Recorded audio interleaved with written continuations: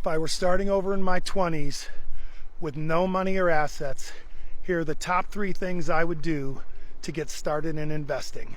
Number 1, I would open a TD Ameritrade or an E-Trade account and immediately start putting in $25 to $100 a month and invest in index funds. I like VOO, VGT, and SLYV.